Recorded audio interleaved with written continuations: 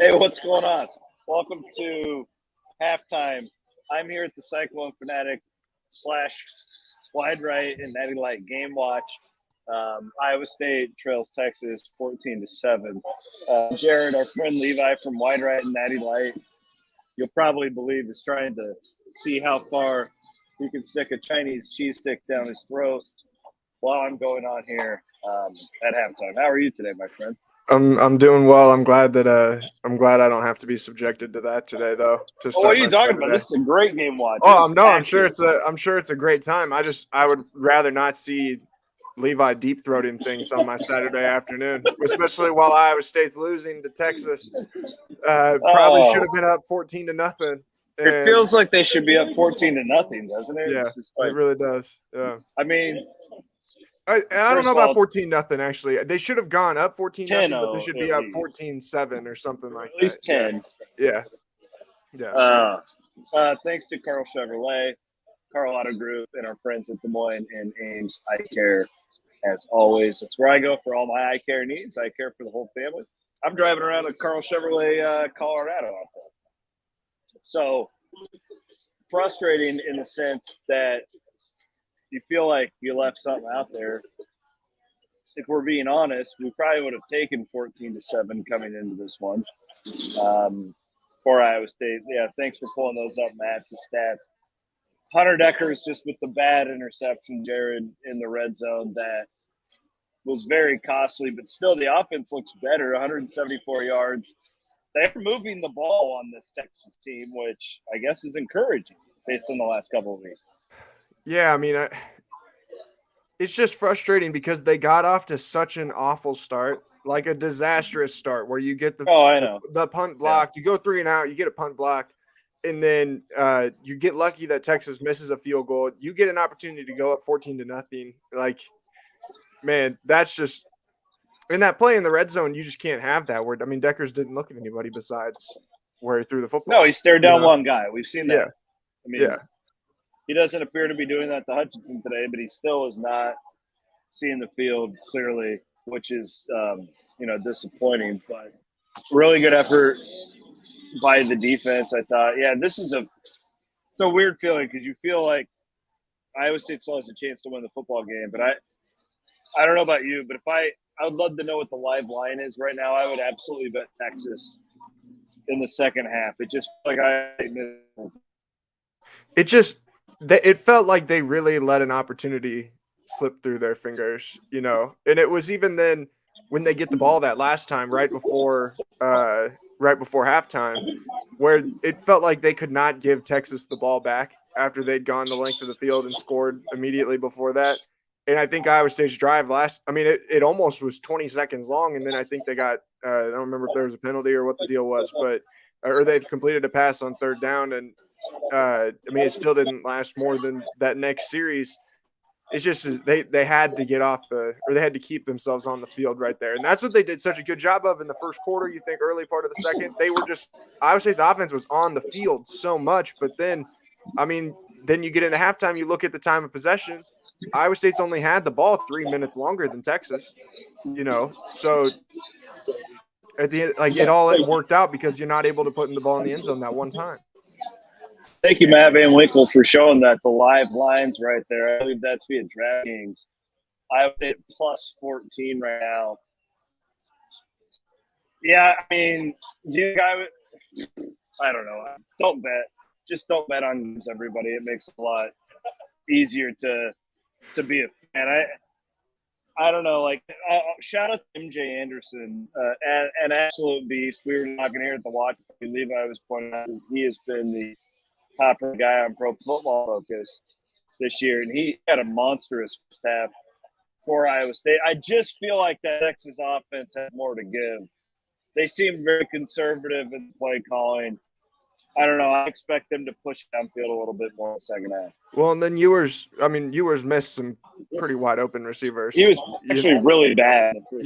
He missed some pretty wide open guys. But, I think you got to give a shout-out, too, to Will McLaughlin. Man, the penalty on him on the roughing the passer, that was horrendous. That was awful. Horrible. But horrible.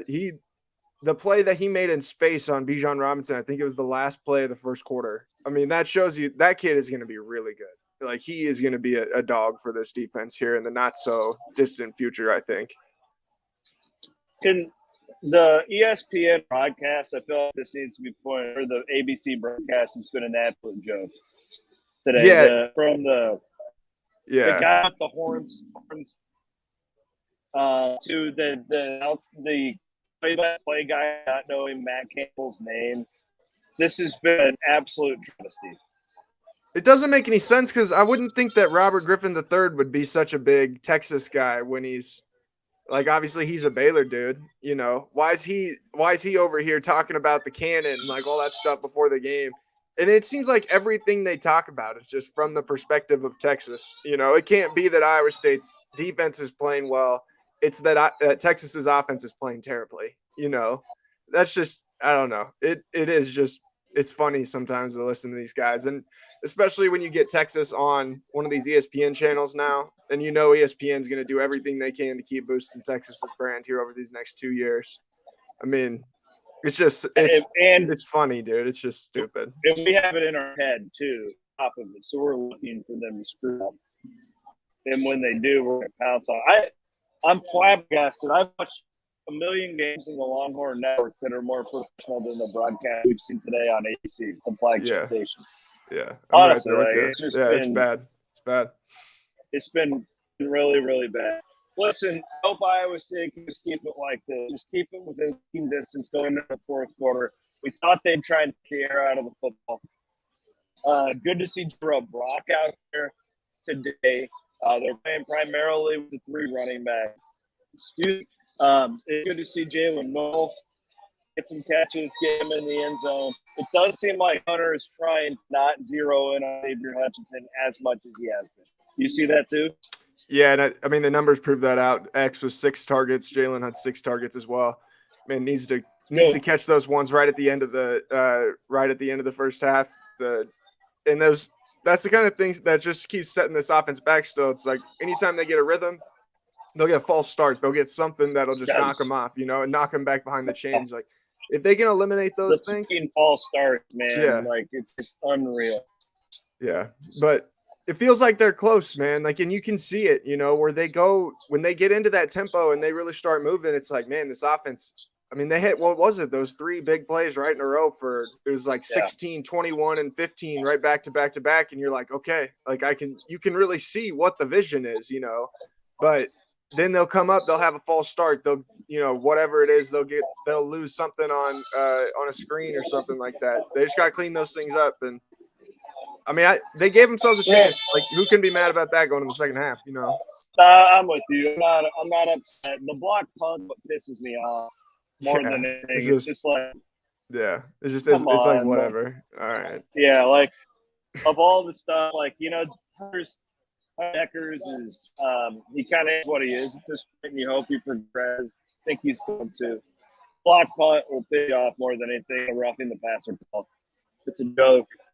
The sport of football, like I don't even know what to say because it's so inconsistent from week to week and from crew to crew. And I understand it, like, to the point where a lot of these officials are just they're worried about how they're graded and nothing more. Yeah, they're blind on basically, and I kind of feel bad for them because I feel like they're in an imposter. There's no objective fan that look at the roughing passer and said that was a call. I mean, he hit him as he threw the football. That's what I didn't understand. It just didn't make any sense. It was just so bad. It just made no sense. I didn't even know that was one of the classifications they could make in college football. The landing on the quarterback. I mean, I know that that's the thing in the NFL. Obviously, it's been a long discussion, but I did not know that they had added that into college football as well. But man, you keep chopping up a little bit, so you might want to start thinking about it. Yeah. All right. Well, I'm going off of this bad boy. So, anyways, thank you for watching. We appreciate it. I will be at my office for post game, so we'll have solid internet there. I promise. Thanks to Des Moines and Ames Eye Care, Carl Chevrolet, Colorado Group. Enjoy the second half. Appreciate you helping me out here. Yeah, no problem, man. All right, we'll get the close. Can make a comeback. talk after the game.